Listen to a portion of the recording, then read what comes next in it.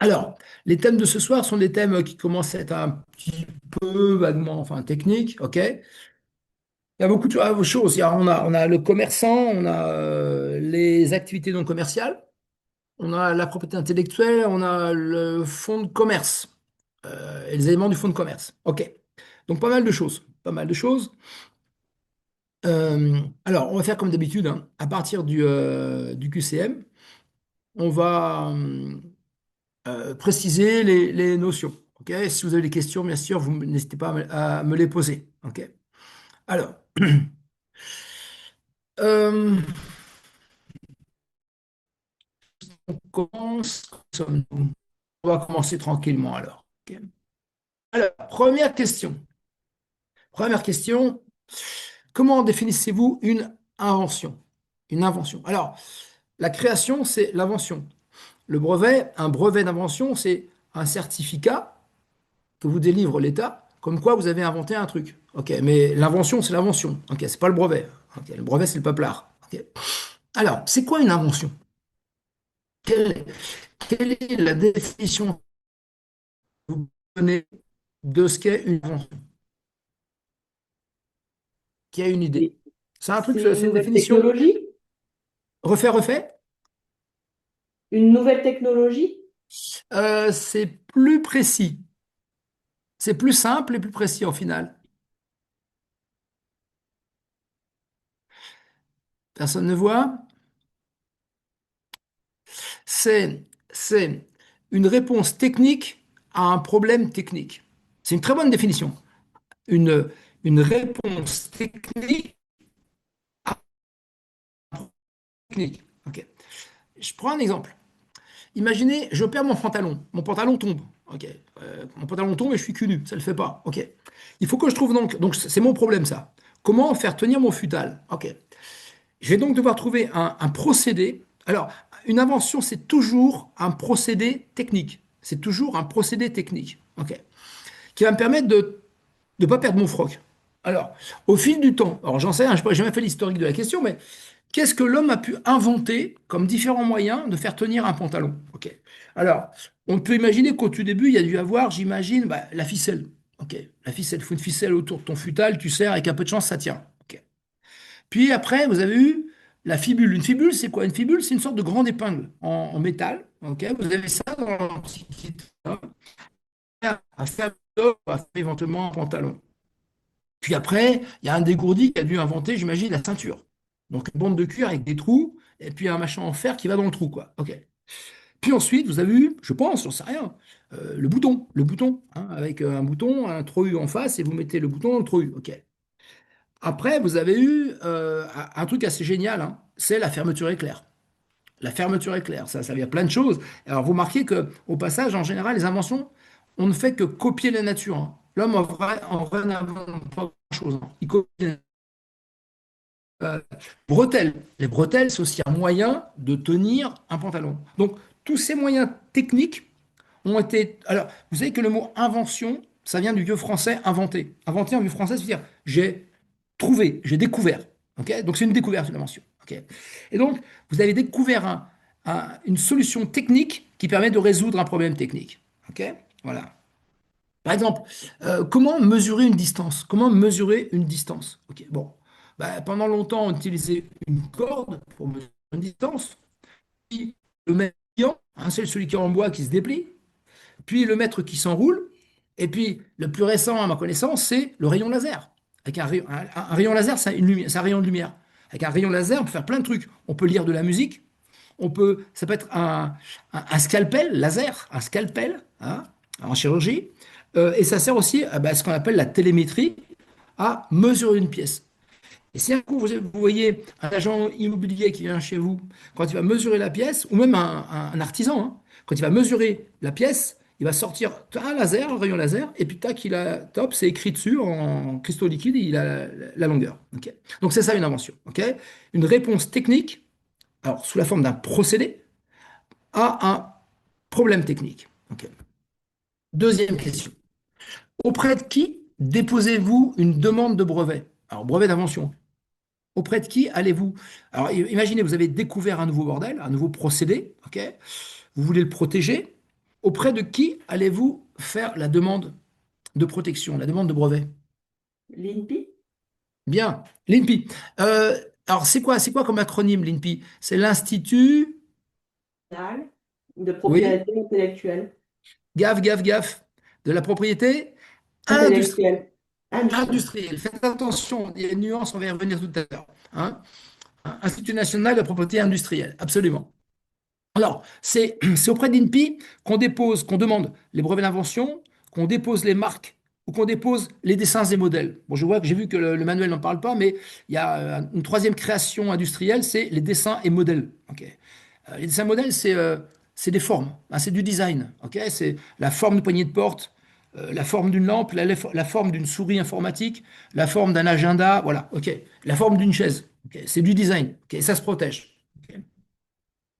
Par exemple, Ikea est vachement fort en design. Ikea, chaque fois qu'ils créent un nouveau, vous connaissez Ikea, hein, ils font tout. Ils font des petites cuillères, ils font des assiettes, ils font des plumards. Bon, c'est eux qui inventent une nouvelle forme, un design. Et j'imagine que pour chaque article, et il y en a des chiens, que Ikea crée, chaque nouvelle forme, ils déposent ça à l'INPI.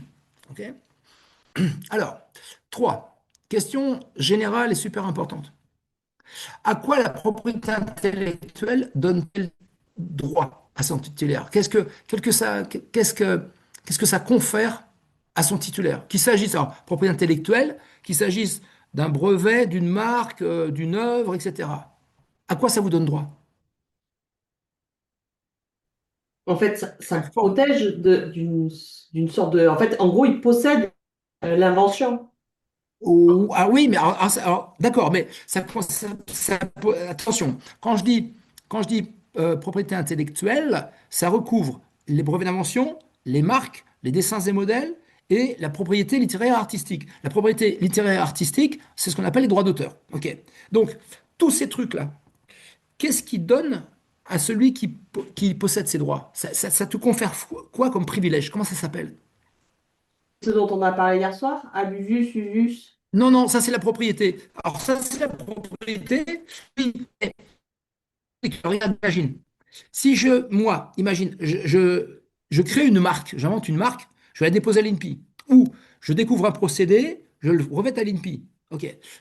Bon, une fois que c'est déposé à l'INPI, qu'est-ce que j'ai en retour? Donc, de quoi je bénéficie?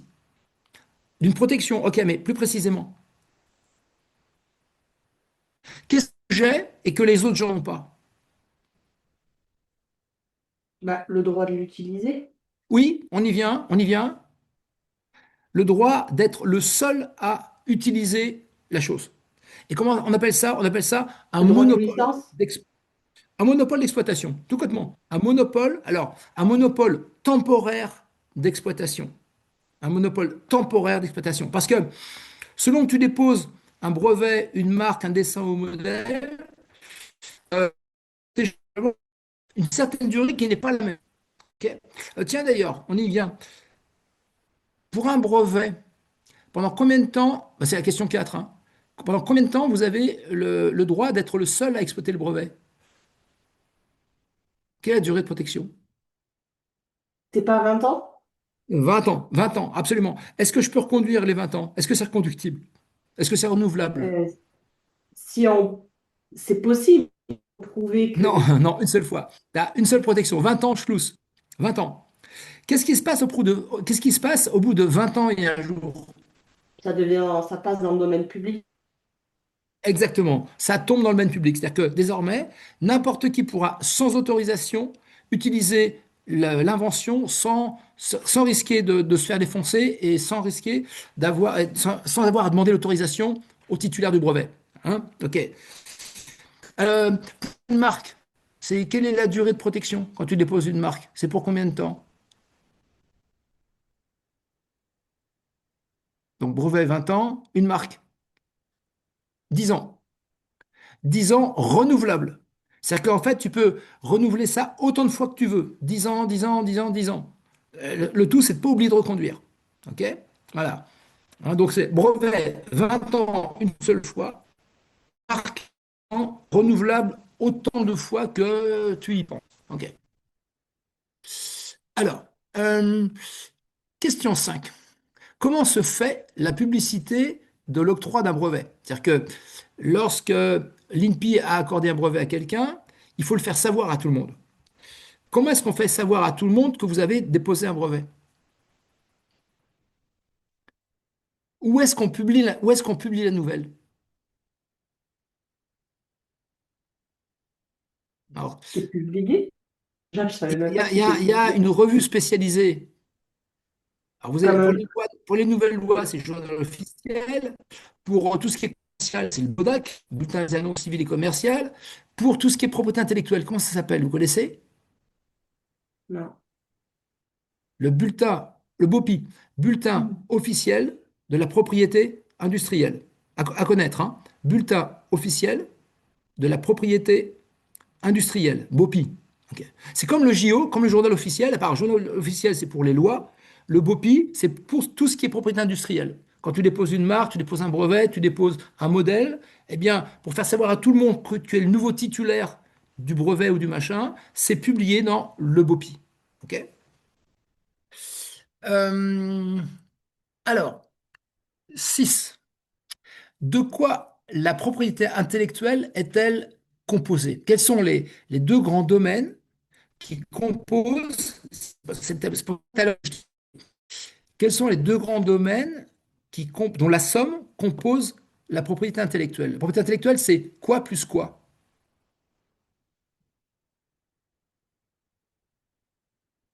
Qui voit? C'est la propriété industrielle plus la propriété littéraire et artistique. Hein, donc la propriété intellectuelle, c'est la somme des droits de propriété industrielle, brevets, marques, dessins et modèles, plus la propriété littéraire et artistique. Alors, faites gaffe parce que ce qu'on appelle propriété littéraire artistique, ça paraît cool. Littéraire artistique, tu dis, ouais, c'est quoi? C'est la musique, c'est les bouquins. Ouais, pas uniquement, hein. C'est plein de choses. C'est le théâtre, c'est le cinéma, c'est l'informatique. Tout ça, ça fait partie des droits d'auteur. OK?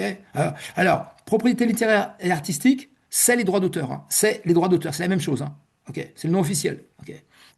Mais il n'y a pas que de la culture, il y a d'autres trucs, hein. OK? Alors, question 7. Alors ça renvoie un petit peu à ce qu'on a vu les cours précédents. Question 7. Pourquoi est-il possible de vendre une marque ou de la donner en garantie? Pourquoi est-il possible de céder une marque? Alors, une marque que l'on possède, hein. Pourquoi est-il possible de vendre une marque? C'est une question juste simple et technique parce que c'est un... c'est quoi? Comptablement parlant, c'est une immobilisation. Mais après, Oui, je sais, ouais, ouais, mais là, je ne m'adresse pas au comptable. Euh, juridiquement, regardez bien, un truc tout con. Imagine, tu inventes une marque, tu inventes une marque, tu vas la déposer à l'INPI. Tu vas la déposer à l'INPI. Cette marque est donc à toi. Elle est à toi, elle t'appartient. Où est-ce qu'elle figure?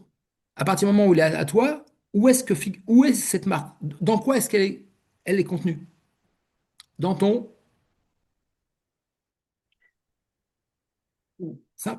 Oui? dans ton statut, Non, pas statut. Non? Ce que tu possèdes, c'est quoi? ton patrimoine. Bien sûr, dans ton patrimoine, dans ton patrimoine. OK? Voilà. Alors, ce qu'il faut comprendre, il faut savoir ça. C'est toujours des trucs, jeunes gens, c'est des trucs de base qu'il faut que vous vous rappeliez pour les années à venir. Parce que moi, je remarque souvent vos camarades, les aînés, ils comprennent. Il y a plein de choses qu'ils comprennent pas parce qu'ils ont oublié ça. Ou bien, on leur a pas dit que c'était important. Dans un patrimoine, dans votre patrimoine, dans l'actif, alors, on est d'accord, hein, on se rappelle, hein, le patrimoine, c'est l'actif plus le passif, hein, ok. Euh, dans l'actif, vous avez trois types de droits. Pas deux, pas quatre, trois. Un, ce qu'on a vu ensemble là, les droits réels, qui sont des droits qui portent sur des choses, par exemple les droits de propriété. Je possède une maison, une voiture, des tableaux, etc.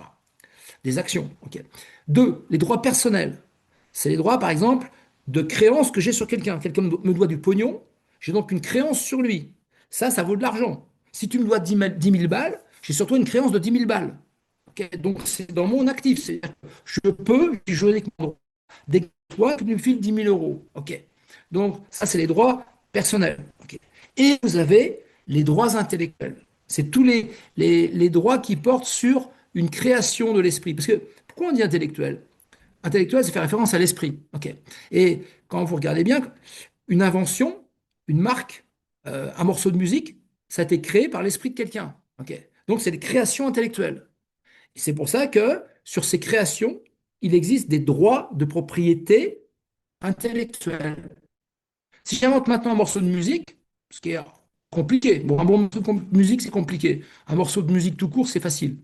Eh bien, c'est mon morceau parce que je l'ai inventé, j'en suis l'auteur, eh bien, j'ai des droits d'auteur sur ce morceau. OK, hein, et ça figurera dans mon patrimoine. OK. Même chose si j'invente, je sais pas moi, si je fais une sculpture, si je fais un dessin, c'est des œuvres, ok? De ce simple fait, comme ce sont mes œuvres, elles m'appartiennent, personne n'a le droit de me les copier, on verra ça ensemble tout à l'heure, et ça figure dans mon patrimoine. Et comme c'est dans mon patrimoine, de la même manière, regardez bien, dans mon patrimoine, j'ai donc des droits de propriété sur des biens, des droits réels, des droits de créance, des droits que j'ai sur des personnes, et des droits de propriété intellectuelle. Ok. Imaginez que j'ai une marque, je possède une marque que j'ai inventée, ok. De la même manière que je peux vendre la voiture dont je suis propriétaire, je peux vendre la marque dont je suis aussi propriétaire. Parce que ma voiture et ma marque sont tous les deux des droits patrimoniaux. Ok. Or, ce qu'il y a dans un patrimoine peut être donné, vendu, donné en garantie, etc. D'accord? On dit que ce sont des droits qui sont cessibles. On peut les céder, on peut les donner. Ok? Voilà. Donc, celui qui a inventé un morceau de musique peut vendre ce morceau de musique, tout comme il peut vendre sa maison ou il peut vendre sa guitare. Vous voyez? Voilà. C'est comme ça qu'il faut voir les choses. Alors, euh, alors, pourquoi est-il possible de vendre une marque? Parce qu'une marque est un droit de propriété intellectuelle et les droits que l'on possède, on peut en faire ce qu'on veut, puisqu'on est propriétaire d'un droit. Et un droit, on peut le vendre. OK? Alors, ça peut être un droit de propriété sur un bien ou un droit de propriété sur une marque, sur une œuvre, bref, sur un droit de propriété intellectuelle. OK? Alors, est-ce que c'est clair pour tout le monde là? C'est pas trop mystique ce que je raconte, ça va? C'est bon? Non, ça va. OK. Mais c'est des choses importantes, hein. C'est vraiment des choses, c'est comme ça qu'il faut les voir. C'est comme ça qu'il faut les voir. Alors, 8. Alors là, la question, elle devient technique. Comment est sanctionné le fait, par exemple, d'utiliser une invention, j'aurais pu dire une marque aussi, hein, d'utiliser une invention sans l'accord de son titulaire, sans l'accord de son propriétaire? Imaginez, bon, Nike, la marque Nike. Alors, la marque Nike, enfin, il y a pas, c'est pas une marque Nike. Nike, c'est 3 000 marques. 3 000 marques. C'est le mot Nike, ça c'est la première. C'est le logo, ce qu'on appelle le swoosh, la virgule jaune. Ça c'est une marque, ok? Et tous les noms de modèles de godasses qu'ils ont créés a été déposé comme marque. Pegasus, Air Max, tout le bordel. Il y en a quasiment 3 000. Donc, Nike possède plus de 3 000 marques. OK, voilà, bon. Si donc, moi, Bitode, si tout d'un coup, j'utilise la marque Nike pour mettre sur des chaussures que je vends, OK, qu'est-ce que je risque? Qu'est-ce que Nike, qui est titulaire de la marque, peut-il me faire? Il peut vous assigner en justice, donc tribunal Exact. judiciaire. Alors, il peut m'attaquer en justice. Alors, précisément, quel type d'action justice il peut faire contre moi? Qu'est-ce que je risque? En fait, vous attaquez son patrimoine, donc vous risquez Oui, des oui, sanctions. effectivement, hein. De certaine façon, je porte atteinte à son patrimoine, ok? Qu'est-ce qui se passe? Comment on appelle le fait de, allez, en gros, de déconner avec les droits de propriété intellectuelle de quelqu'un d'autre? Si je copie sa marque, si j'utilise son invention sans autorisation, si je copie ses droits d'auteur sans autorisation, comment ça s'appelle, le fait de faire ça? C'est de la contrefaçon. De la contrefaçon. OK? La contrefaçon, c'est en gros, au sens large, quand tu fais des faux. Enfin, c'est pas que faire des faux, hein. C'est quand tu utilises les droits de propriété intellectuelle de quelqu'un d'autre sans son autorisation. OK, voilà. Ça s'appelle. Et alors, c'est du pénal. C'est un délit de contrefaçon. OK. Alors, en gros, selon que c'est une contrefaçon de marque, une contrefaçon de droit d'auteur, tu risques, selon, en gros, entre 3 et 4 ans de cabane et 300 ou 400 000 euros d'amende. Voilà, en gros. Prison et amende. OK. Ça, c'est au pénal. C'est la sanction pénale. Mais l'action en contrefaçon, on dit qu'elle est duale. Alors, une petite chose, d'abord. Je ne sais pas si vous connaissez vraiment la différence entre la responsabilité civile et la responsabilité pénale. Bon, je vous explique ça vite fait. On y viendra plus tard. La responsabilité civile, c'est lorsque vous avez causé du tort à quelqu'un, vous lui avez causé un dommage, on dit aussi un préjudice.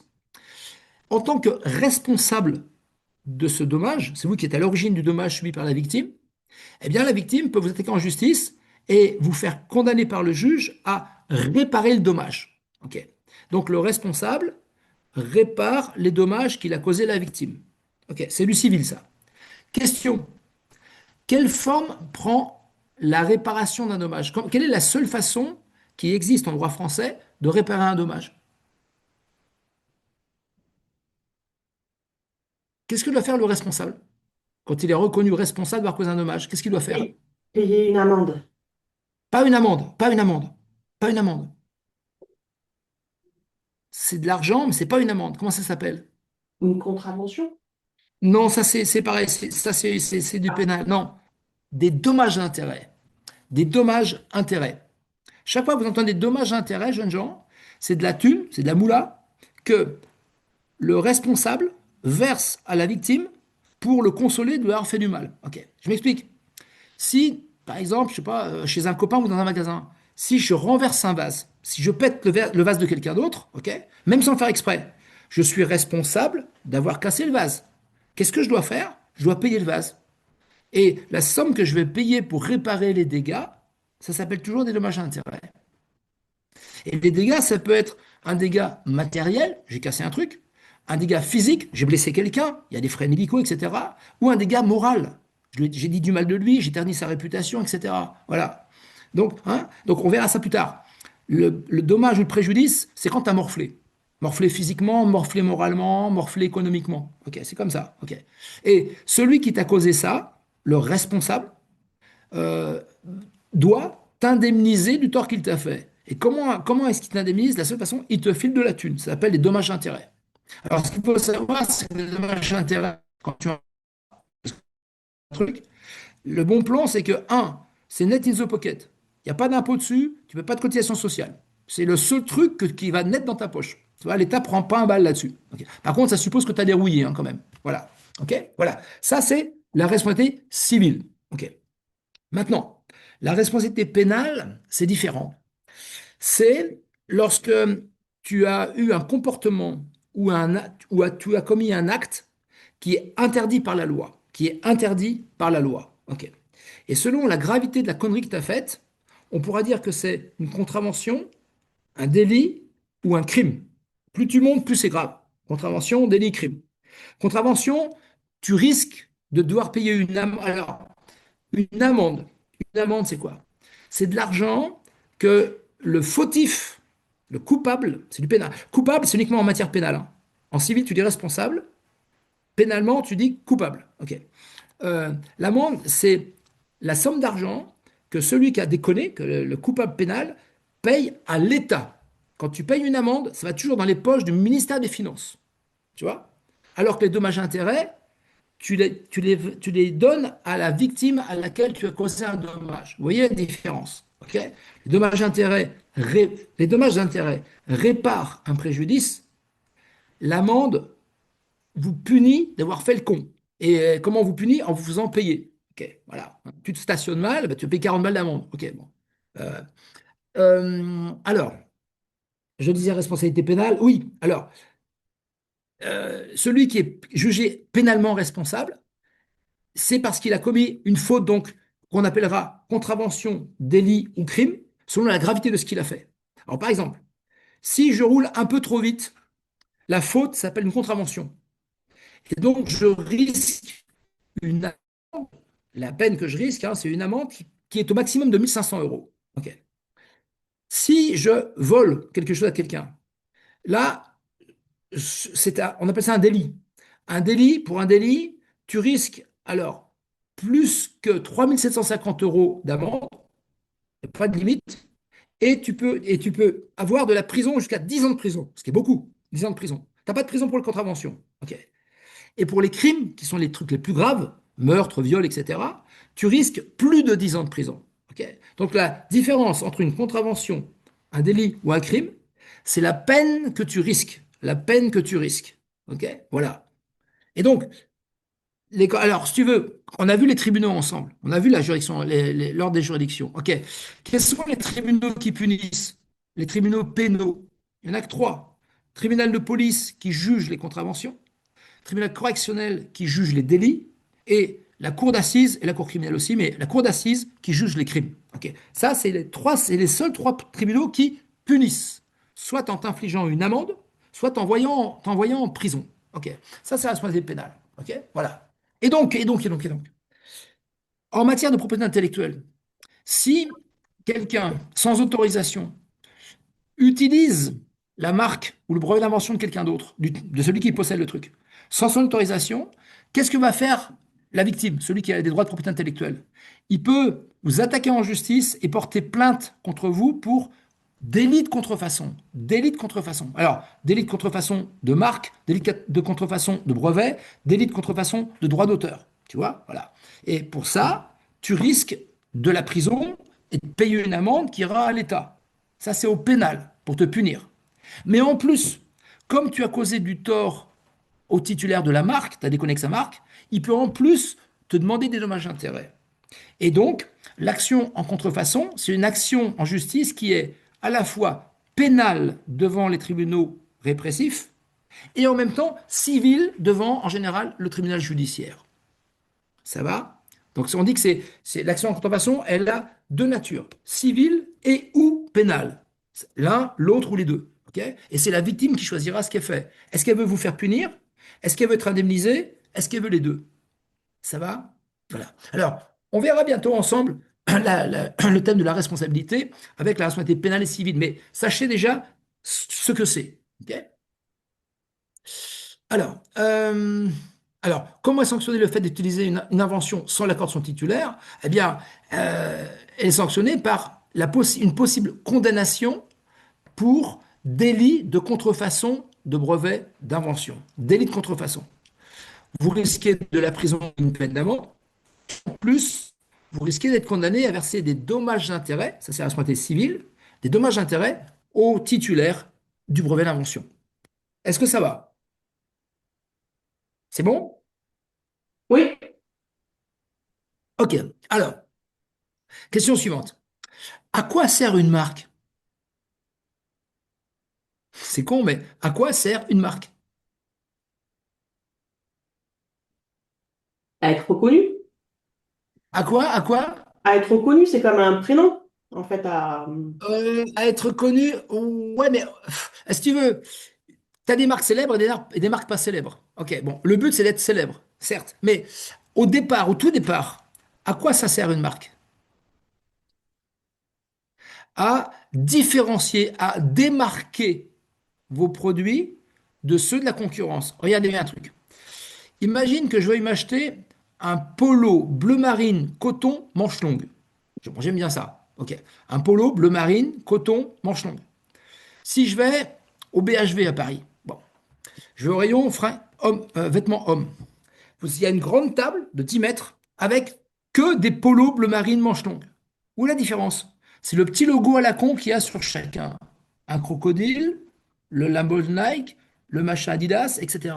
Donc le petit logo qu'on oppose, le petit machin, la marque, ça vous sert à vous différencier des produits concurrents. Ça vous sert à vous démarquer. C'est ça le truc. Donc la marque, c'est un élément de distinction, de différenciation des produits de la concurrence.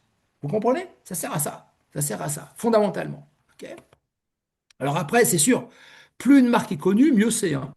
Ok. Parce que les gens la connaissent. Si une marque est connue, ils se disent c'est qu'elle est bien. Si elle est bien, ils l'achètent. Ok. À tort ou à raison, hein. Mais c'est comme ça que ça fonctionne. Ok. Alors, question 9 bis. Combien de temps une marque est-elle protégée? Alors, à condition, alors, une chose importante. il n'est pas obligatoire de déposer une marque à l'INPI, ni de déposer une invention à l'INPI. C'est facultatif. Si tu ne le fais pas, tu es moins protégé contre les copieurs. Si tu le fais, tu es protégé par l'action en contrefaçon. Ok. Et l'action en contrefaçon, elle est dissuasive parce que celui qui vous copiera, le contrefacteur, celui qui fait de la contrefaçon, risque de la prison et de l'amende. Donc c'est censé lui faire peur. D'où l'intérêt de déposer une marque ou un brevet à l'INPI. Mais ce n'est pas obligatoire. Si tu ne le fais pas, tu seras juste moins bien protégé. Ok. Alors, combien de temps, donc, une marque qui est déposée, bien sûr, est-elle protégée? Vous y avez répondu au début. 10 ans Oui, et c'est renouvelable autant de fois qu'on veut. exactement. Hein. 10 ans, renouvelable autant de fois qu'on veut. OK? Hein. Alors, c'est important. Hein. La marque est renouvelable, mais pas le brevet d'invention. OK? Voilà. Alors, 10. Luigi n'est pas sérieux. Il n'a pas déposé sa marque à l'INPI, mais il n'est pas obligé de le faire. Hein. Et depuis 2 mois, un concurrent la copie, cette marque, au profit de ses propres produits. De quelle action Luigi dispose-t-il pour se défendre contre l'enfoiré? Comment elle s'appelle? J'en ai parlé il y a 3 minutes. Comment on appelle ça? L'action en contrefaçon. L'action en contrefaçon.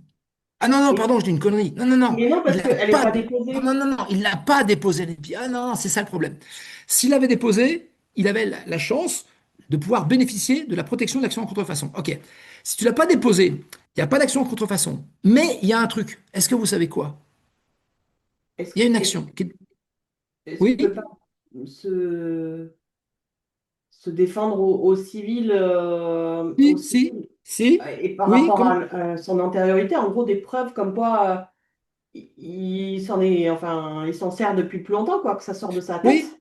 tout à fait. C'est une action civile. Comment on l'appelle? Comment on appelle cette action? Lorsque un de tes concurrents, par définition, c'est un concurrent, hein, te fait un coup foireux. Un coup foireux, c'est, par exemple, copier tes produits ou copier le nom de ta boîte. Comment s'appelle l'action que tu vas intenter contre lui? Une action en concurrence déloyale. En concurrence déloyale. C'est une action civile, en dommage à intérêt. OK? Ça, c'est la seule protection dont tu bénéficies quand tu as une propriété intellectuelle lorsque tu n'as pas déposé ton truc à l'INPI. Si tu déposes à l'INPI, l'action en contrefaçon, elle est civile, comme l'action en concurrence déloyale, mais aussi pénale. Alors, si tu ne déposes pas ton truc à l'INPI, tu n'as que l'action en concurrence déloyale, civile, pour te protéger. Tu n'as pas la chance, l'efficacité de l'action contrefaçon qui, elle, peut être aussi pénale. OK? Voilà.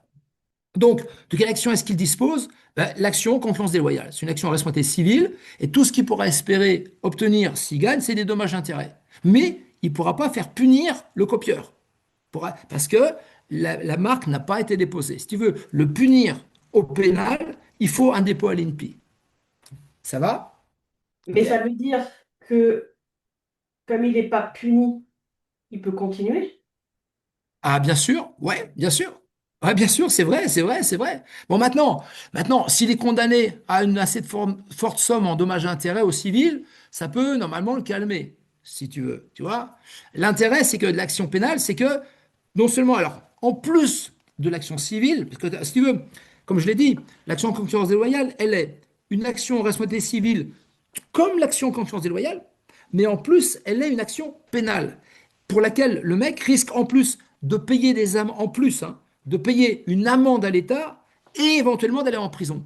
Tu vois, voilà. Donc c'est ça qui va plutôt vraiment te faire peur, c'est le volet pénal. Le volet civil, bon, écoute, tu payes, hein, puis voilà, tu vois. Bon, maintenant, attention, tu peux être condamné au civil à payer des fois des sommes importantes. Tu vois, voilà. Hein. Mais c'est sûr que Alors, tu peux recommencer. voilà, C'est parce vrai que que tu peux j'allais dire, recommencer. même si la somme est importante, et au final, l'invention est tellement rentable qu'en fait, Ah on ne oui? peut pas être jugé 2 fois pour. Ah bah, si le mec recommence, tu pourras refaire une action, hein. Tu pourras le Ah refaire, bon? refaire condamner, hein. Tu vois? Ok. Parce qu'à chaque connerie, une sanction, hein. Donc le mec te copie une fois, tu fais une action de concurrence déloyale, tu gagnes, il est condamné à te payer des dommages-intérêts. Il recommence, bah, tu refais une action, etc., etc., etc. Tu vois? D'accord. Voilà. Alors, 11. Alors, on change de thème. Un boulanger vend son pain, le pain qu'il fabrique, ainsi que des boissons et des confiseries qu'il a achetées à un fabricant. Ok, donc il fait que les revendre. Ok. La vente des boissons et des confiseries représente 25% de son chiffre d'affaires. Question fondamentale. Quel est son statut? Est-il artisan ou est-il commerçant? Alors, alors, première chose, jeunes gens, comment vous me définissez ce qu'est un commerçant? C'est quoi la formule? Un commerçant, c'est quoi? C'est un gonze qui fait quoi? C'est une formule à connaître par cœur. Quelqu'un voit? C'est quelqu'un qui passe des actes de commerce de manière répétée, c'est-à-dire à titre professionnel, à titre habituel, et dans un but lucratif, pour gagner de la thune. Donc trois choses. Quelqu'un qui passe des actes de commerce. Alors le code de commerce en dresse la liste.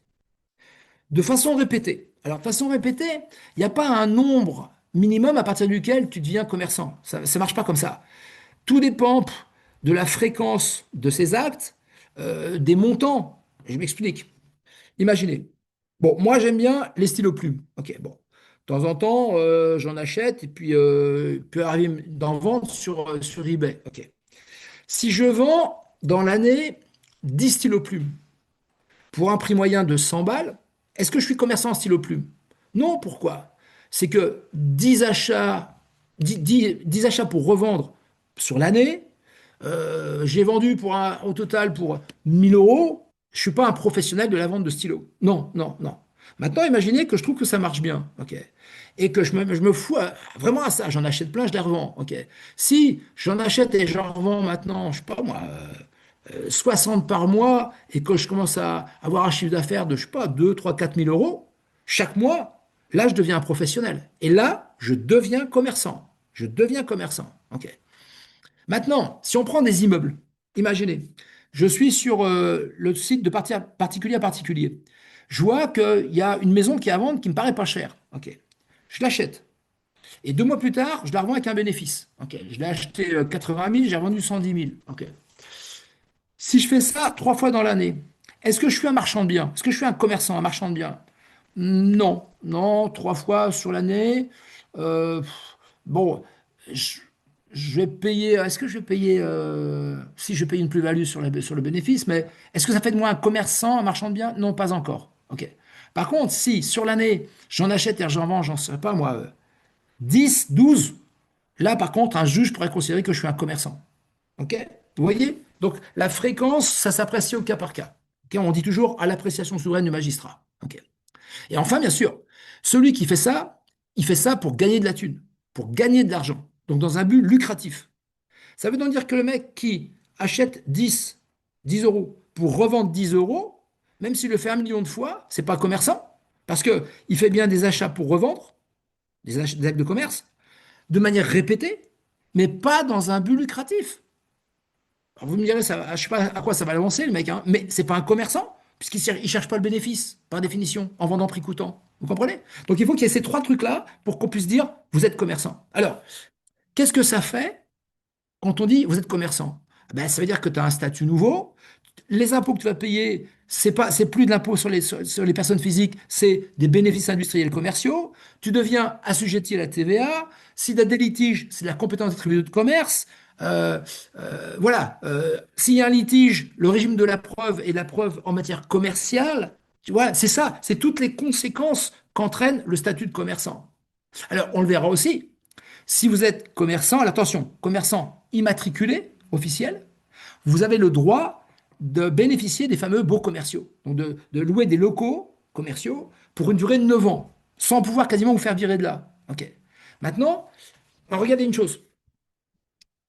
Le commerçant qui a droit aux avantages du statut, les baux commerciaux principalement, c'est uniquement les commerçants officiels, c'est-à-dire ceux qui sont immatriculés au registre des commerces et des sociétés, qui se sont déclarés, ok, qui se sont fait connaître comme tels. Ok.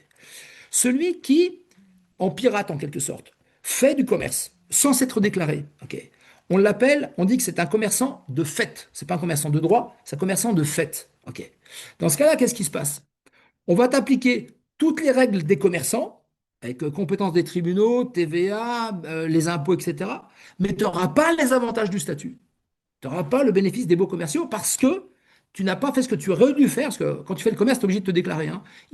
Parce que tu ne t'es pas immatriculé au registre des commerces et des sociétés comme tu l'aurais dû. OK? Voilà. Ça va? Alors, ça, c'est le commerçant. Alors, c'est une question que je pose plus tard, mais je la pose dès maintenant. Qu'est-ce qui différencie le commerçant de l'artisan dans sa façon de bosser? L'artisan, il fabrique en plus de vendre. Alors, il fabrique. Alors, faut faire gaffe parce que si tu prends un industriel qui possède une usine, il fabrique aussi. Il fait fabriquer par ses salariés, il fait fabriquer par ses machines, mais il n'est pas artisan parce qu'il ne travaille pas lui-même. Alors, je t'explique le truc, c'est assez simple.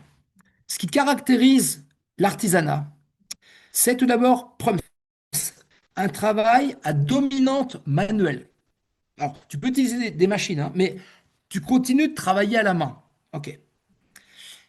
Et deux, tu ne spécules pas. Alors, la spéculation, c'est quoi? La spéculation, c'est ce qui caractérise en fait les commerçants. Spéculer, ça veut dire quoi en gros? Alors, faut pas y voir un truc péjoratif, mais spéculer, c'est t'enrichir sans rien foutre. T'enrichir sans rien foutre, sans transpirer. Ok, bon. Par exemple, l'acte de commerce par excellence, l'acte de commerce on dit par nature, c'est l'achat pour revendre. En gros, j'achète des chaussures, tiens, regarde, je suis un grossiste, des chaussures chez Nike, donc je ne les ai pas fabriquées, hein, c'est Nike qui les a faites. Hein. J'achète des chaussures chez Nike, je les paye 50 euros pièce, je les revends 70. Alors, entre guillemets, sans rien foutre, j'ai juste pris de la main droite et j'ai revendu de la main gauche, ok, en empochant un bénéfice. Ok. Ici, on va dire que j'ai spéculé sur la matière première, sur les articles. Ok. Maintenant, je peux aussi gagner de l'argent, toujours sans rien foutre, entre guillemets, en spéculant sur le travail d'autrui. C'est-à-dire que je fais bosser mes salariés, c'est eux qui créent la plus-value. Moi, je ne fous rien. Moi, je fais juste qu'encaisser le bénéfice. Là, ce coup-ci, je ne travaille pas, entre guillemets, sur le dos des marchandises que je revends, mais sur le dos de mes salariés. C'est la spéculation. Troisième forme de spéculation, je fais bosser des machines. J'ai des machines, des robots qui fabriquent les machines. Moi, je fais rien. Je fais rien. J'ai investi, bien sûr, mais moi, je suis assis dans mon fauteuil de directeur. Ok. Et c'est les machines qui font le boulot. Là encore, je spécule, je tire ma richesse, non pas de mon travail personnel, mais du travail des machines. Ok. Et donc, ce qui caractérise le commerçant, c'est le fait qu'il spécule sur les marchandises, sur le personnel ou sur le matériel. Voilà. Ce que ne fait pas l'artisan. L'artisan, un, il bosse personnellement et manuellement. Deux, il n'utilise pas beaucoup de matériel, un peu, mais pas beaucoup. Et trois, il ne peut pas avoir beaucoup de salariés. En théorie, un artisan, au maximum, il emploie 10 personnes. Au maximum, 10 personnes.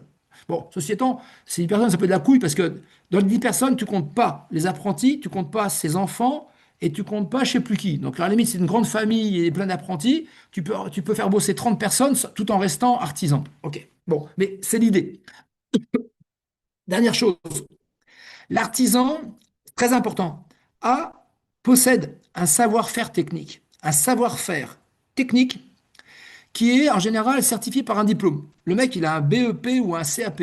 Ok. Alors, des exemples d'artisans, ben, tous ceux qui bossent avec leurs mains.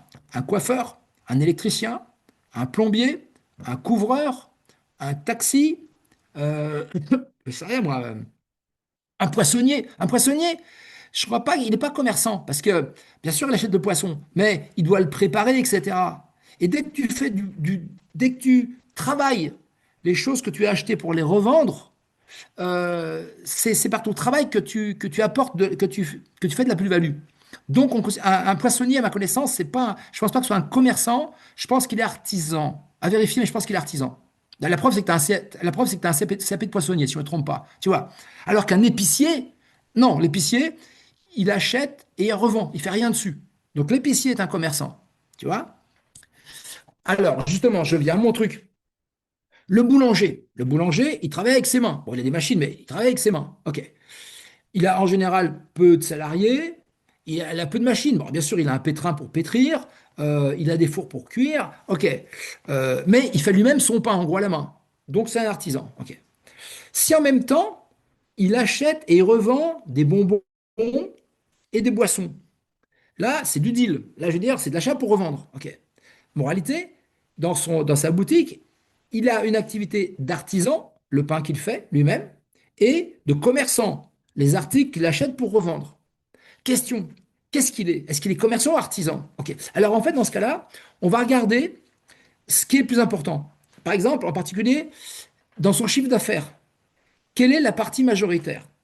Si par exemple, ses confiseries et les boissons qu'il revend lui rapportent 80% de son bénéfice, de son chiffre d'affaires, et les pains uniquement 20%, en gros, pour l'essentiel, il est commerçant, parce qu'il fait plus de commerce que d'artisanat. À l'inverse, si son pain lui rapporte plus que ce que lui rapportent les bonbons, il reste artisan. Tu vois? Et ça, comment ça s'explique? Par la fameuse théorie de l'accessoire. Ça, vous l'aurez je pense dans le support, j'en ai parlé, vous verrez ça. Tu vois? Voilà. Donc, on retient comme qualification applicable, artisan commerçant, la principale. La principale. Dans mon exemple ici, le boulanger, on vous dit, euh, c'est le pain qu'il fabrique et qu'il vend lui-même représente 75% de son chiffre d'affaires. Les bonbons et les boissons, 25% dans la partie commerciale. Moralité, comme la partie artisanale est la principale dans son chiffre d'affaires, pour l'essentiel, on considère qu'il reste artisan. Maintenant, s'il avait été l'inverse, s'il avait retiré 75% de son chiffre d'affaires de l'achat pour revendre des boissons et des trucs, eh bien en fait, il serait devenu commerçant. Ça va? Ça va? Vous pouvez répéter, C'est vous bon. avez parlé de la théorie de quoi? La théorie de l'accessoire. La théorie de l'accessoire, il faudra que je prenne un jour le temps de vous expliquer, parce que c'est un peu spécial. La règle de base, c'est l'accessoire suit le principal, ce qui veut rien dire. Si tu veux, quand dans un même truc, tu as un mélange de deux choses différentes, ça peut être n'importe quoi. Euh, la partie principale prime sur la partie plus petite. Je prends l'exemple.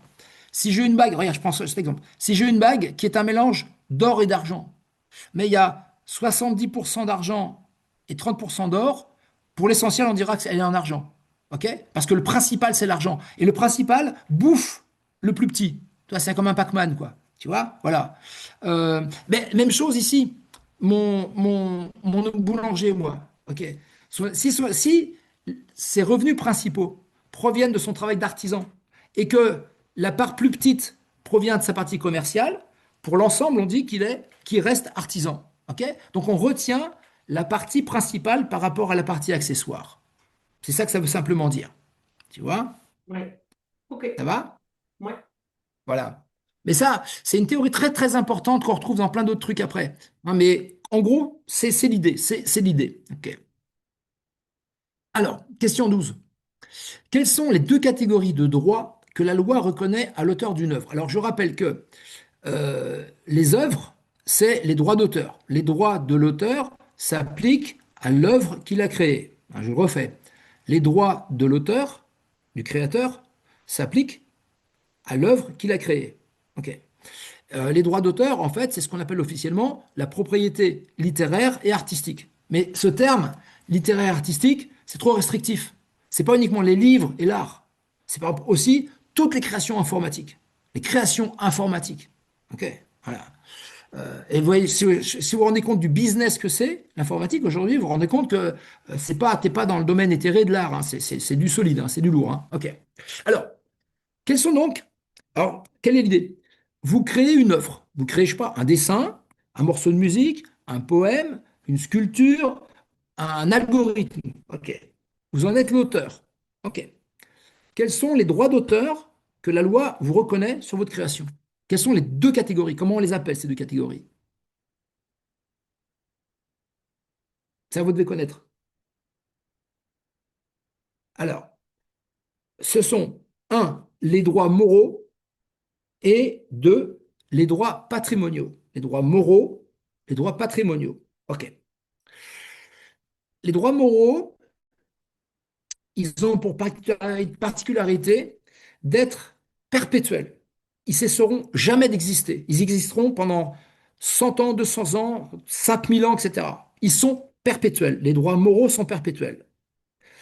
Alors que les droits patrimoniaux, ça c'est ceux qui permettent de faire du business, eux, ils ont une durée de vie limitée. À un moment donné, ces droits vont tomber dans le domaine public. Est-ce que vous savez au bout de combien de temps? Non? 70 ans. Alors, 70 ans à partir de la mort de l'auteur. 70 ans à partir de la mort de l'auteur. OK.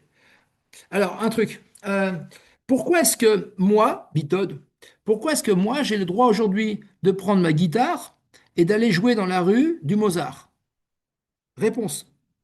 Des morceaux de Mozart. Mozart était l'auteur des morceaux que je vais jouer. OK. Pourquoi j'ai le droit? Parce que Mozart est mort depuis plus de 70 ans. OK.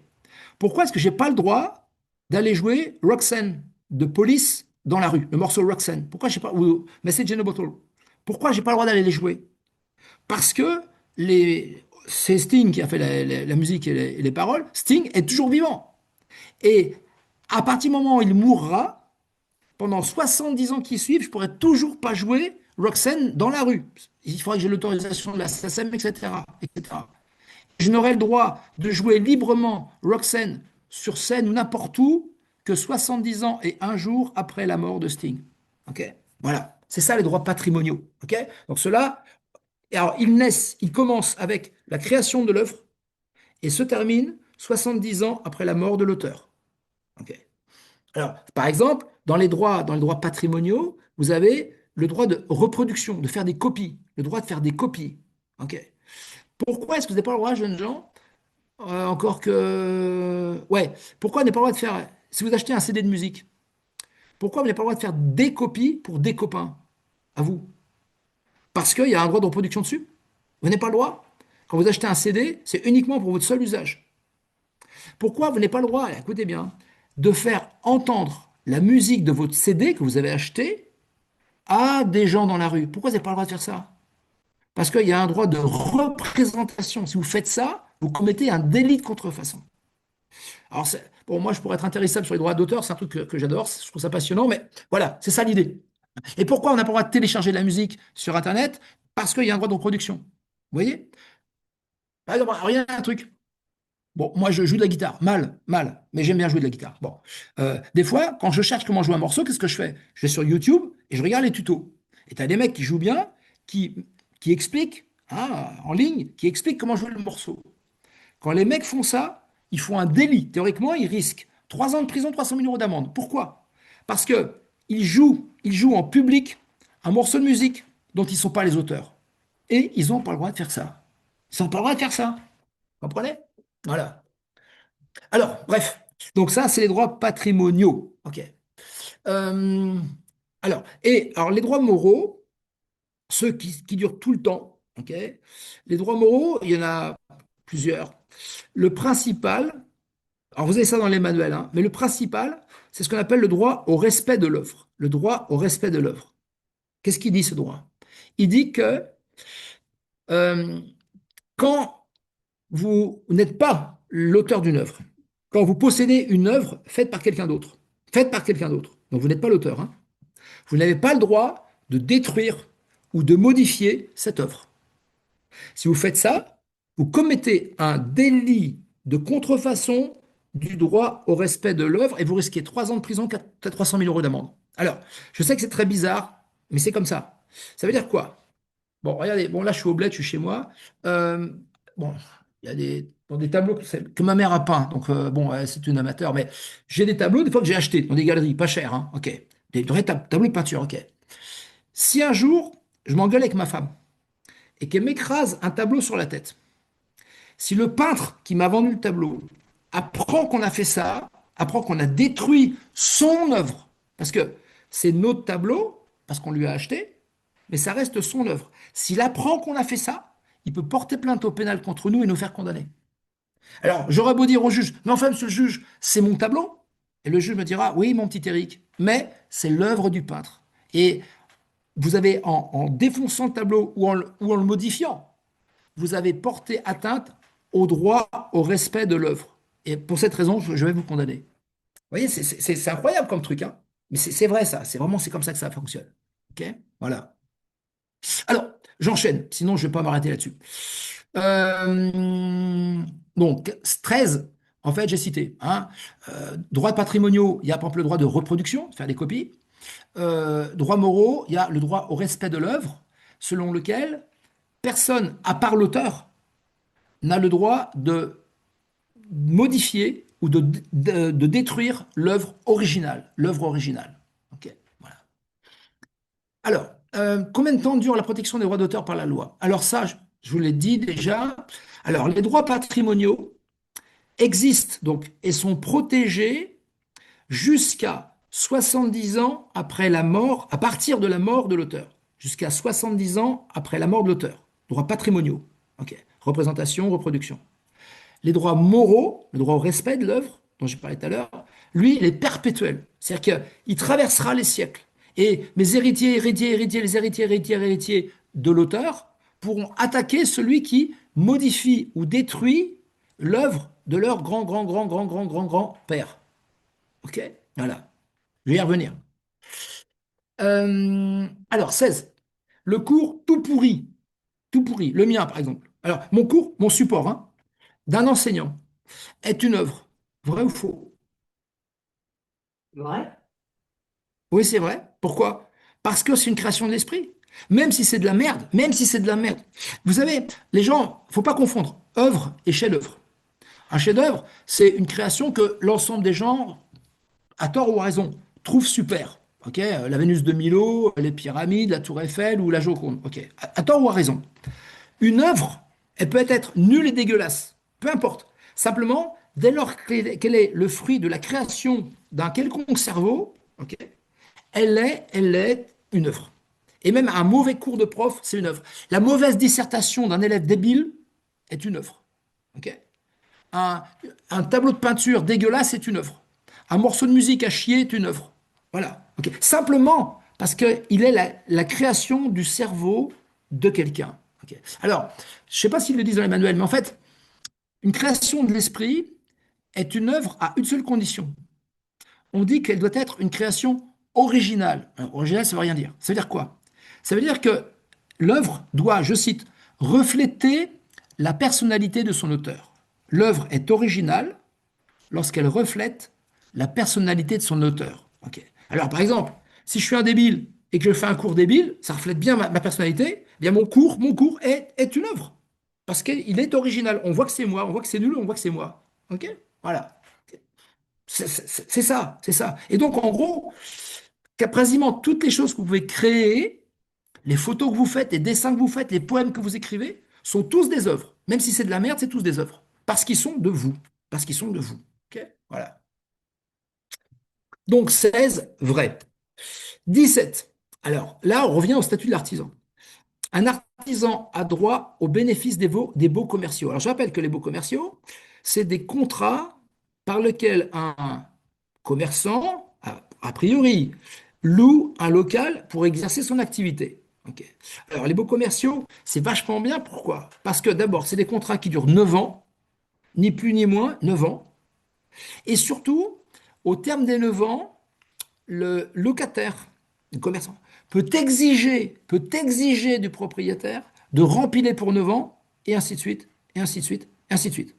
À condition de ne pas faire le con. C'est-à-dire que le locataire paie bien ses loyers, exerce dans le local l'activité qui était prévue. Voilà, il ne faut pas faire le con. Mais si tu ne fais pas le con, en gros, t'es invirable. T'es invirable.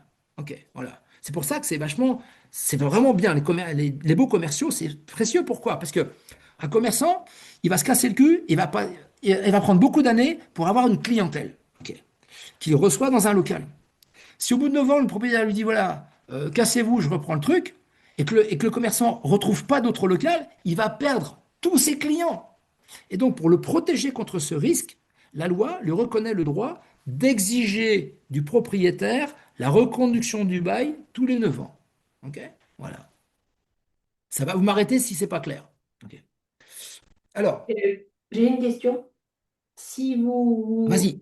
faites évoluer votre commerce du type je vendais des Ouais, vêtements et je deviens un hôtel-restaurant, ouais. je reste dans le Comment ça commerce. s'appelle ça? Oui, non, non, non, parce que quand tu fais le commerce, c'est toujours le commerce d'une chose en particulier. Tu vends des perruques, tu vends des guitares, tu vends du CBD, mais voilà, chaque commerce est différent d'un autre. OK? Tu vois? Mhm. Et normalement, quand tu signes un bail, tu signes pour y faire une activité précise et tu es censé te tenir à cette activité. Alors, question, si en cours de contrat, en cours de bail, tu changes d'activité, comment ça s'appelle? Quel nom ça porte le fait de changer l'activité que tu exerces en cours de bail? Comment ça s'appelle? On dit que c'est une déspécialisation, une déspécialisation du bail. OK? Alors, en fait, là, je vous explique. Il y a deux cas de figure. Si tu te contentes de rajouter à l'activité initiale que tu continues d'exercer une activité qui a des liens avec celle-ci, on appelle ça une activité connexe, dans ce cas-là, tu as le droit de le faire et le bailleur ne peut pas t'en empêcher. Ok, je m'explique. Imagine, j'ai un magasin, j'ai signé un bail pour vendre des guitares. Ok. En cours de bail, ça marche bien, j'ai décidé en plus de vendre des batteries. Des batteries. Ok. Des batteries, c'est pas des guitares, mais bon, c'est aussi des instruments de musique. Donc, on va considérer que c'est connexe à la vente de guitare, donc j'ai le droit. Ok. Par contre, si tout d'un coup, j'en ai marre de vendre des guitares, je veux faire un salon de coiffure, là, par contre, c'est radicalement différent. En théorie, j'ai pas le droit. En théorie, j'ai pas le droit de changer radicalement d'activité. Ou bien d'ajouter une activité radicalement différente de la première. Ça, je peux pas. On appelle ça une déspécialisation plénière. Plénière, ça veut dire full. Déspécialisation plénière. OK. Sauf dans un cas. Un, lorsque mon activité initiale périclite, je veux dire, elle marche plus du tout, je perds du pognon. Et deux, que la nouvelle activité qui remplace l'ancienne peut se faire dans les locaux, qu'elle est compatible, on dit, avec la destination des locaux. OK. Je m'explique. Si au début je vends des guitares, donc j'ai signé le bail pour vendre des guitares. Au bout de 3 ans, je suis au bord de la faillite. Je dois arrêter ou changer. Et je décide de vendre des fleurs. Ok, bon. C'est une des spécialisations plénières. Alors, a priori, j'ai le droit parce que ce changement d'activité est justifié par le fait que la première activité part en couille. Ok. Deux, j'aurais le droit de faire de la vente de fleurs parce que le local où je vendais des guitares marche, fonctionne pour vendre des fleurs. C'est pas incompatible, tu vois. Alors que si je voulais, si après avoir vendu des guitares, je voulais faire un restaurant, là il y aura un problème parce qu'un restaurant, il faut des issues de secours, des ventilations spéciales, etc. Et dans ce cas-là, le local ne serait peut-être pas compatible avec la nouvelle activité. Donc, les deux conditions qui permettent exceptionnellement de faire ce qu'on appelle une déspécialisation plénière, c'est un, l'ancienne activité était déficitaire, deux, la nouvelle activité est compatible avec la destination des locaux. Elle peut être exercée dans les locaux que tu loues. Ça va? Voilà. Ça va? C'est bon ça? Oui, Voilà. c'est OK? clair. Alors, le premier cas, quand tu rajoutes à l'activité initiale une activité qui a un lien avec la première, ce que tu as le droit de faire, on appelle ça une déspécialisation partielle. Déspécialisation partielle. Ça, tu peux le faire, tu as le droit. La deuxième, quand tu changes radicalement, c'est des spécialisations plénières. OK? Et là, normalement, il faut soit l'accord du bailleur, soit que tu remplisses les deux conditions que j'ai évoquées. OK. Alors, euh, alors, je reviens. Donc, on est d'accord que les commerçants ont droit de signer des baux commerciaux. Question, est-ce que les artisans ont ce droit? Est-ce qu'un artisan, un coiffeur, a le droit de signer un bail de 9 ans pour faire son business dans un local? Oui, Oui, hein. Alors attention, il n'y a que les commerçants et les artisans qui ont le droit de faire ça. Ok. Le bénéfice des baux commerciaux est réservé aux commerçants et aux artisans. Ok. Alors en plus, il y a des conditions, hein. Quand vous êtes commerçant, pour avoir le droit déjà de signer un bail commercial, et surtout, au bout des 9 ans, le droit d'exiger de reconduire le bail, il y a plusieurs conditions. Il faut, principalement, que vous soyez propriétaire de votre fonds de commerce, c'est-à-dire de votre clientèle, propriétaire de votre fonds de commerce, pas salarié par exemple, et deux, il faut que vous ayez exploité l'activité dans le local au cours des 3 dernières années du bail. Donc la 7, 8, enfin non, la 7, 8 et neuvième année, les 3 dernières années du bail, vous deviez être dans le local et travailler. Ok. Si vous n'y travaillez pas les 3 dernières années, le bailleur peut vous refuser de reconduire le bail. Ça va? Faites gaffe, ça c'est des questions pour y avoir à l'examen, hein. À quelles conditions un locataire peut-il exiger la reconduction du bail? Deux, un, il est propriétaire de son fonds de commerce, donc de sa clientèle. Et deux, il a exploité sa clientèle dans le local au cours des 3 dernières années du bail. Septième, huitième et neuvième année. Ça va? C'est bon? Alors, euh, 18. À quoi sert la saisie contrefaçon? Alors, ça, c'est lorsque, mettons, vous avez, je sais pas, vous êtes titulaire d'une marque, hein, par exemple, et que vous apprenez que il y a des marchandises, des copies qui viennent d'arriver dans un port en France. Ok, bon. Si vous voulez attaquer l'importateur de ces copies, c'est des contrefaçons, c'est illégal, hein, en justice, il faut vous réserver des preuves de ça. Donc, vous allez demander à la douane, alors, ou au juge aussi, hein, l'autorisation dans un conteneur de saisir des exemplaires des faux trucs, des contrefaçons, et ça servira de preuve au procès que vous ferez contre le contrefacteur. Alors, une chose, si le contrefacteur est en Chine, vous pouvez toujours vous gratter, hein. Ok. Bon. Maintenant, si vous pouvez tomber sur le poil de l'importateur, bon, là, ça peut le faire. Ça va? Donc, ça sert en fait à se réserver une preuve de la contrefaçon. Hein, donc, vous saisissiez, vous faites saisir par les douanes une copie des copies, des faux trucs, et ça servira en justice à prouver qu'on vous a carotté. Ok.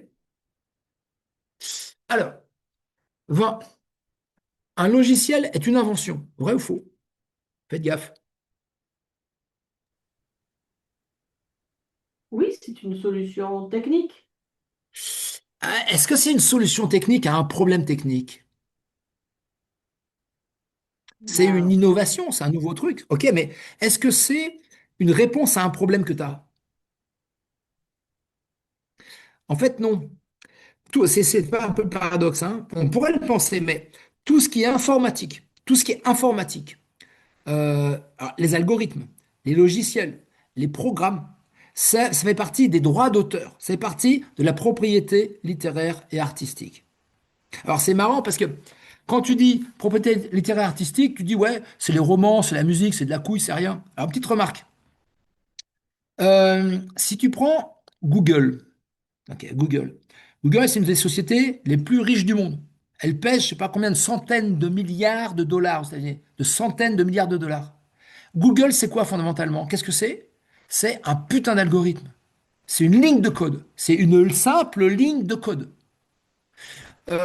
Facebook, c'est quoi? Facebook, c'est une simple ligne de code. Hein, t'as un geek qui a créé une ligne. Et ça vaut des centaines de milliards de dollars. Ok. Donc, ceci pour dire que c'est pas de la rigolade. C'est pas de la rigolade. Tu vois? Hein. Donc, dans les droits d'auteur, vous avez tout ce qui est informatique. Ok. Même les petites icônes, vous savez, les petits dessins des icônes que vous avez sur votre ordinateur, sur votre écran là maintenant. Ça, c'est des droits d'auteur. Les smileys, les conneries comme ça. C'est des droits d'auteur, c'est des œuvres. C'est des œuvres. Ok. Voilà. Alors, petit cas pratique maintenant. 20. Un peintre vous a vendu l'une de ses toiles il y a 3 ans. Ça présentait un paysage de montagne. Il vous contacte pour vous informer qu'il va modifier le tableau. Il veut le repeindre intégralement en noir, hein, et vous demande de le mettre à sa disposition pour qu'il puisse le repeindre. Question. A-t-il le droit de faire ça?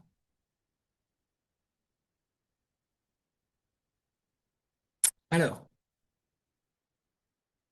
est-ce que le peintre, qui est l'auteur du tableau, qui vous a vendu, il vous a vendu le tableau, hein, est-ce qu'il a droit d'exiger de vous que vous lui remettiez le tableau parce qu'il veut le modifier? en soi, ok, c'est l'auteur, mais comme il nous l'a vendu, il peut plus. Enfin, on a le droit de Eh dire bien, non. si. Non, eh bien, si. Non, non, il a le droit. C'est ça qui est absolument délirant, hein. C'est ça qui est absolument délirant. C'est que les droits d'auteur sont en fait, dans certains cas, plus forts que le droit de propriété. Pourquoi? En fait, qu'est-ce que dira le juge? Il lui donnera raison. Il me dira à moi qui ai acheté le truc, il dira, Monsieur Bitodo, je suis désolé, mais vous êtes effectivement propriétaire du tableau, c'est-à-dire du bois, de la peinture et de la toile qu'il y a là. Ok, ça c'est à vous. Mais l'œuvre, le dessin qui est représenté dessus, il n'est pas à vous. Il est toujours au peintre. Je sais que c'est délirant, mais c'est comme ça. Il est toujours au peintre. Et le peintre, en tant qu'auteur du tableau, a, c'est le code de la propriété intellectuelle qui le dit, hein, a des droits moraux. Vous vous rappelez tout à l'heure les droits moraux dont je vous parlais? Et en particulier, il a un truc qu'on appelle le droit de repentir. Le droit de repentir, qui veut dire que il a le droit d'exiger, de venir modifier le tableau qu'il a peint avant. Même si vous possédez le tableau, il a le droit de venir modifier son œuvre. Alors, je vous rassure, en théorie, c'est comme ça. En pratique, c'est compliqué parce que d'abord, un, tous les peintres ne savent pas qu'ils ont le droit de faire ça, tant mieux d'ailleurs. Et deux, normalement, le mec serait dans son droit, hein. Mais c'est compliqué parce que le gars sera obligé d'aller voir le juge, demander au juge qui vous oblige, vous, propriétaire du tableau, de le mettre à la disposition du mec. Bon, éventuellement, on pourrait considérer que le peintre abuse de son droit d'auteur. Donc, en gros, il y aurait embrouille. Mais en théorie, il aurait le droit de faire ça. Je sais que c'est dingue, hein. Alors maintenant, je vais expliquer un truc quand même. Imaginez, je fais appel à un architecte pour qu'il décide les plans d'une maison. Ok, il décide ma maison. Ok, je le paye pour ça. Ok. Puis, une entreprise de construction construit la baraque. Ok, bon. La baraque, elle est un peu originale parce que il y a des faïences dans le mur, les tuiles du toit sont roses, etc. Et la couleur du crépi à l'extérieur, de la peinture extérieure, elle est vert pâle. Ok, bon. C'est ma maison, hein. Ok. Si un jour, je veux modifier la forme des volets ou changer la couleur des peintures extérieures, je dois impérativement avoir l'autorisation de l'architecte. Pourquoi? Quand il a fait les plans, en faisant les plans de la maison, les plans, hein, il devient l'auteur de la maison. Ok. Même si, une fois qu'elle est construite, la maison, le bien immeuble m'appartient, la maison reste son œuvre à lui. Et j'ai pas le droit de modifier ma putain de maison sans son autorisation. Et ça, je déconne pas, c'est vraiment comme ça, hein.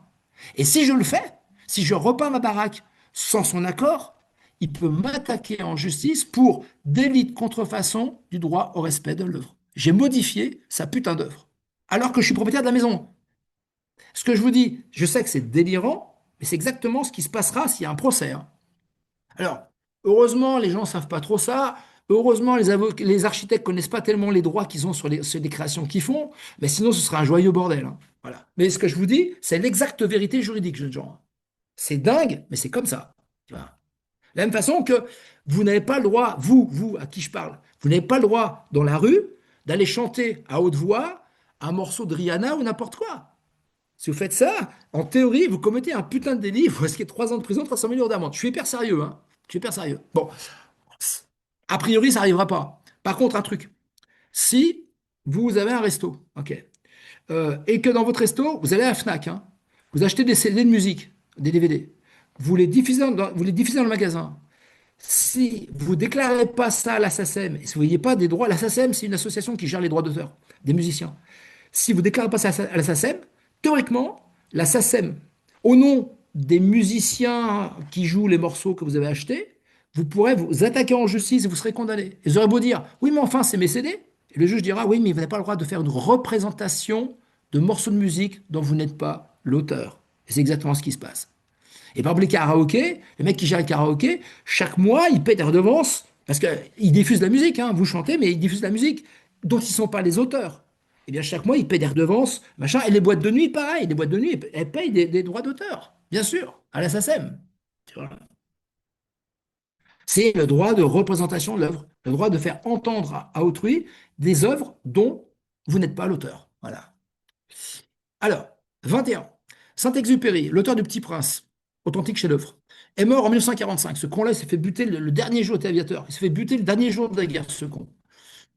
Un éditeur parisien souhaiterait faire des copies du roman afin de les commercialiser. Est-ce qu'il en a le droit? Donc, l'éditeur parisien veut faire donc Oui, des reproductions de l'œuvre dont Saint-Exupéry était l'auteur. Et faire ça il maintenant. est, Est-ce qu'il a le droit? oui, il est mort depuis plus de 70 ans. Exact, exact. Voilà. Alors, attention, en vrai, donc, ta réponse est logique. Ok. Il y a juste un truc, c'est que quand l'auteur est mort pour la France, à la guerre pour la France, tu rajoutes 30 ans aux 70 ans. Donc, dans le cas en vrai de Saint-Exupéry, en fait, les droits vont pas être de 70 ans à compter de sa mort, mais de 70 plus 30, 100 ans. Ça veut dire que euh, on pourra, sans payer de droits, librement, faire des copies du Petit Prince que en 2045. 2045. C'est spécial, attention, parce que c'est spécial parce que Saint-Exupéry, en tant que pilote de guerre, est mort à la guerre. S'il était mort dans un accident de voiture, c'était bon, hein. Enfin, c'était bon, façon de parler. Ça aurait été 70 ans, hein. Voilà, hein. Et s'il Voilà. était mort à la guerre, comme beaucoup sont morts sans combattre, ça Ah ouais, considérait ah non pour mais 100 dès ans. l'instant que tu étais officiellement combattant, soldat, hein, Mm. euh, et que tu es l'auteur d'une œuvre, eh bien, les droits, la durée de ta protection des droits patrimoniaux, ce sera pas 70 ans à compter de ta mort, mais 70 plus 30. Plus 30. D'accord. Tu vois? Voilà. Alors, 22. Un cliché photographique est-il une œuvre? Oui, Oui, bien sûr, c'est une création. Vous choisissez un sujet, vous choisissez un cadre, vous choisissez des effets ou pas, simplement parce que c'est votre création, c'est une création, hein. C'est comme un tableau, c'est comme un morceau de musique, c'est une œuvre. Un cliché photographique est une œuvre. Voilà, voilà. Un singe peut-il en être considéré comme l'auteur? il n'est pas considéré comme une personne. Exact. Attends, vous m'entendez encore? Oui, Attends, il y a un truc qui s'est attends, il y a un truc qui s'est passé sur. Attends, non, c'est bon, mais il y a mon écran qui a bugué là. Mais non, c'est bon, vous m'entendez, c'est pas grave. Euh, alors, donc, attention, un là, singe ne peut pas, parce que il faut que un auteur doit être une personne humaine. OK. excusez-moi, vous partagez, enfin, ça n'arrête pas de changer de Ouais, partage d'écran et c'est plus ce que vous diffusiez tout à l'heure. ah ouais, parce que, attends, Ah mais c'est si, pas moi qui l'ai fait, ça y est, il est il y a un revenu. fantôme dans la machine. Attends, je le refais, hein, je le Non, partage, non, hein. c'est bon, c'est revenu. Ah. Ah merde, trop tard. Attends, je recommence. Voilà, c'est bon? Oui, Ok, c'est bon. Ok, parce que ça, je crois que ça a bugué tout seul. Euh, alors, qu'est-ce que je racontais, moi? Euh, on parlait du singe. Oui, donc le singe. Non, alors, non. Alors, vous avez un truc délirant comme ça. Vous avez eu, il y a 3 4 ans, un singe qui s'appelait. Alors, il y a un mec qui est allé dans la jungle à Bornéo, je crois, en Indonésie. Et le gars, c'est un scientifique. Et il voulait photographier les singes. Et à un moment donné, il a laissé son appareil sur un trépied comme ça. Et tu as un singe qui est arrivé et qui, en chipotant l'appareil, a fait un selfie super drôle. Tu vois la gueule du singe en gros plan qui sourit. Et il y a une grosse polémique pour savoir à qui appartenait la propriété intellectuelle de ce cliché. Tu vois? Si tu vas sur Internet, tu tapes photo Naruto, il s'appelait le singe, N-A, Naruto, N-A-R-U-T-O. C'est une photo fantastique. Et alors, le mec, le photographe professionnel disait, c'est ma photo, c'est mon appareil, etc. Et il y a plein de gens qui disent, non, c'est pas votre photo, c'est pas vous qui va appuyer sur le déclencheur. Donc, comme c'est pas votre photo et que ça peut pas être celle du singe, parce qu'un singe ne peut pas être auteur, c'est une photo libre de droit et tout le monde peut utiliser cette photo parce qu'il n'y a pas de droit d'auteur dessus. Puisqu'il n'y a pas d'auteur, il n'y a pas d'auteur. C'est pas un humain, c'est pas le photographe, c'est pas le singe parce qu'un singe ne peut pas être un auteur. Et donc, c'est une photo qui est libre de droit. OK? Si vous tapez Naruto, vous verrez ça, c'est vachement drôle, c'est une super photo. Ça va?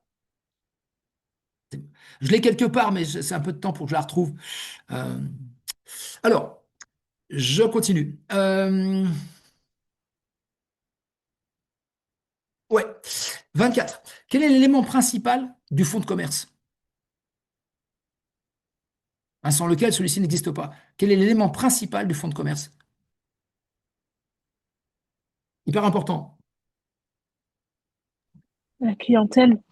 Bien sûr, la clientèle. La clientèle, absolument, hein. Donc les clients qui viennent pour vous, quoi, hein, absolument. Alors, les autres éléments du fonds de commerce, c'est quoi? Alors, tu as éventuellement, en général, le droit au bail, c'est-à-dire le droit d'être locataire du local dont tu n'es souvent pas propriétaire, le nom de ta boîte, le nom commercial, et l'enseigne. Je vais revenir tout à l'heure sur ces deux éléments. OK? Voilà. Ça, c'est les éléments fondamentaux du fonds de commerce. Le fonds de commerce est composé de la clientèle, du droit au bail, du non commercial et de l'enseigne. Alors après, tu peux rajouter des trucs, les stocks, propriété intellectuelle, etc. Mais la base, c'est ça. C'est ces quatre éléments-là qu'il faut connaître. OK? Et quand un commerçant dit je vends mon fonds, en gros, qu'est-ce qu'il vend a priori? Il vend ses clients, son fichier client, le droit d'être locataire dans le local, le non commercial et l'enseigne. OK? Alors, euh, Oui, 25. Le local qui appartient aux commerçants fait partie du fonds de commerce. Vrai ou faux?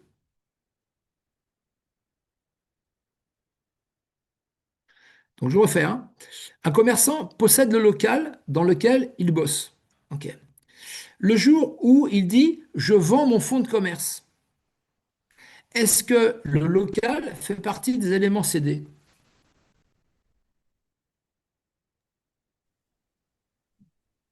Personne voit? Bah, vous avez dit que c'était un droit au bail, mais pas obligatoirement une propriété. Donc, Alors, attention, il peut être en alors, loc. attention. Oui, oui, attention, je refais ton truc. Je refais mon truc. Le droit au bail fait partie des éléments du fonds de commerce lorsque le commerçant ne possède pas le local, ce qui est souvent le cas. Ok. Ce qui est souvent le cas. Ok. Maintenant, s'il possède le local, imagine les propriétaires du local. Il dit, je vends mon fonds de commerce. Il dit, je vends mon fonds de commerce. Qu'est-ce qu'il vend exactement? Quels sont les éléments qu'il va céder à l'acheteur? Dites-moi. Ah bah, tout sauf le droit au bail alors. La Ouais, mais clientèle, est-ce qu'il vend le local? Est-ce qu'il vend le local? s'il veut, mais ça ne fait pas partie du fonds de commerce. Voilà, voilà, ça fait pas partie du fonds de commerce. Ça fait pas partie du fonds de commerce. Donc, lorsqu'il dit je vends mon fonds de commerce, il va vendre sa clientèle, le non commercial, l'enseigne. Point. Pas de droit au bail parce qu'il n'y en a pas parce qu'il est propriétaire, mais surtout pas le local. Parce que quand tu regardes la définition de ce qu'est le fonds de commerce, on te dit, c'est, définition légale, hein, c'est l'ensemble des éléments meubles qui servent à l'exercice du commerce. L'ensemble des éléments meubles qui servent à l'exercice du commerce. Donc, il n'y a jamais d'immeuble dans un fonds de commerce. Jamais d'immeuble. Ok. Que des meubles. La clientèle, c'est meubles. Le non commercial, c'est meubles. L'enseigne, c'est meubles. Et droit au bail, éventuellement, c'est meubles. Mais en tout cas, jamais les murs. Jamais les murs. Ok. Rappelez-vous ça. Rappelez-vous ça. Ok. Et si le gars vend en même temps le local, il y aura deux contrats. Un contrat de vente de fonds de commerce et en parallèle, un contrat de vente immobilière. Il y aura les deux. Ok. Voilà. Alors, 27, très important, mais ça j'ai déjà répondu. À quelles conditions le preneur, alors le preneur et locataire c'est synonyme, hein. Preneur, locataire c'est pareil. Bailleur et loueur c'est pareil, c'est synonyme, ok? Hein. À quelles conditions donc le locataire peut-il exiger la reconduction du bail qu'il a conclu, donc au bout des 9 ans? À quelles conditions? Ça c'est vachement important, ça l'examen tu peux avoir un truc comme ça.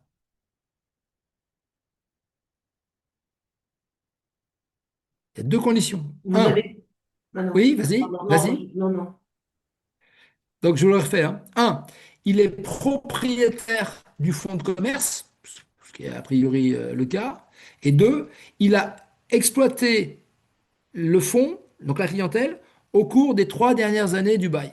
Au cours des 3 dernières années du bail. Ok. Alors, sous-entendu aussi, il n'a pas fait le con, hein. C'est-à-dire que, un, il a respecté l'activité prévue dans le local, et deux, il a payé tous ses loyers. Donc, il n'a pas foutu le dawa, quoi, hein, parce que on est d'accord. Si le locataire fait le con, il défonce le magasin, enfin il défonce les murs, il change d'activité sans raison, il peut pas ses loyers. Là, c'est simple. Le propriétaire va en justice et fait tout de suite résilier le bail, hein. On est bien d'accord, hein. Donc, le droit à la reconduction, c'est réservé à celui qui se tient bien, quoi. On est bien d'accord. OK. Alors, euh, 28. Un professeur de yoga exerce une profession libérale. Vrai ou faux? S'il ne travaille pas pour une salle, en gros, s'il travaille pour tout seul, Il pour travaille pour lui. lui-même, hein. Il travaille pour lui-même. Oui. Oui, hein, absolument, hein. Alors, rappelez-vous, vous avez quatre types d'activités, en fait, quatre natures. Il n'y en a pas quatre, il n'y en a pas cinq, il n'y en a pas trois. Un, le commerce, on en a parlé. Deux, l'artisanat, travail manuel, personnel, pas de spéculation. Trois, l'agriculture, quand tu travailles la terre, l'agriculture. Et quatre, profession libérale, c'est en gros quand tu bosses avec ta tête. Des travaux intellectuels, principalement. La preuve, c'est que en général, ceux qui ont une profession libérale, en général, ont des diplômes universitaires. Donc, les métiers du droit, les métiers de la médecine, mais un prof de yoga indépendant, ou même un coach sportif est considéré comme une profession libérale. Tu vois? Un musicien professionnel est une profession libérale. C'est artistique parce que bon, tu bosses avec ta tête, tu vois. Un peintre de tableau est une profession libérale. Tu vois. Souvent, tu as des diplômes, mais pas nécessairement. OK? Mais en gros, tu bosses avec ta tête. OK? Donc, le commerçant spécule, le paysan bosse la terre, l'artisan bosse avec ses mains et avec un savoir-faire, et la profession libérale bosse avec sa tête. Tu vois? Ça va, c'est comme ça que ça marche en gros, hein, c'est assez simple. OK? Alors, 30. Ah oui, tiens, 29, pardon. Le prof de droit a le droit de conclure un bail commercial avec le propriétaire du local dans lequel il bosse. Vrai ou faux? De principe, faux, sauf s'il vend des produits et que c'est majoritaire dans son activité. Ouais, pas bête comme réflexe, comme Eh, réponse. Ouais, ouais. Mais à la base, oui ou non? non. Non, hein, pourquoi? Parce que, hein, rappelez-vous, les beaux commerciaux, c'est uniquement commerçant, artisan. Or, une profession libérale, par définition, n'est ni commerçant ni artisan. Il est profession libérale. Ok. Alors, il faut savoir que eux, ils ont une sorte de bail qui ressemble à ça. Ils ont des contrats de location qui ressemblent un peu à ça, mais c'est pas des beaux commerciaux. C'est pas des beaux commerciaux en tout cas. Ok. Voilà. Alors, 30. Quelle différence faites-vous entre une enseigne et un nom commercial?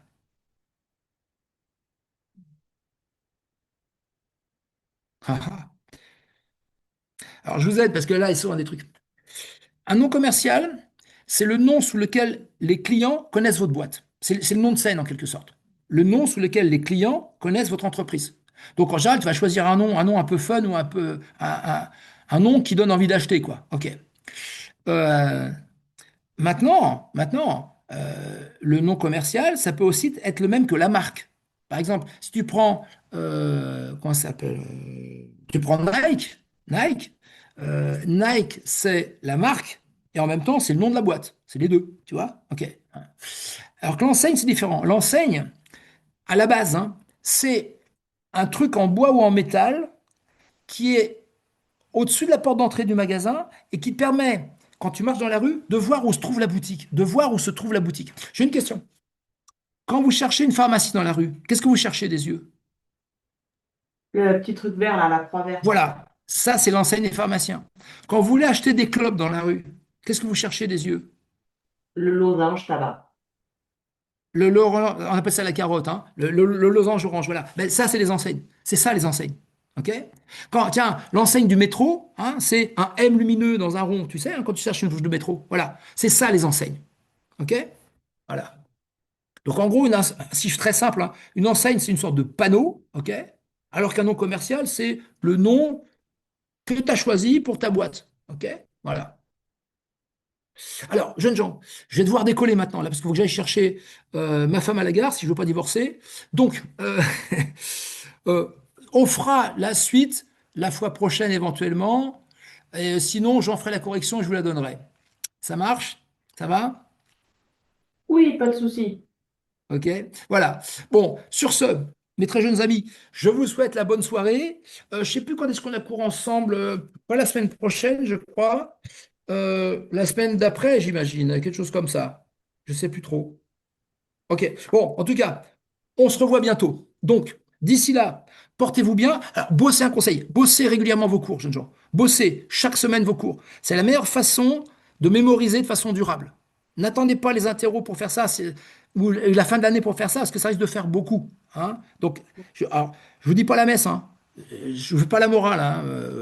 Moi-même, j'étais pas un étudiant modèle, ok. Mais je sais que le plus efficace, c'est de bosser régulièrement. Donc, essayez de faire ça, c'est ce qui marche le mieux. Ça va? Voilà. Mémorisez les mots-clés. Ok. Allez, bonne soirée à tous Bonne et à soirée. bientôt. Au revoir. Salut, ciao, ciao.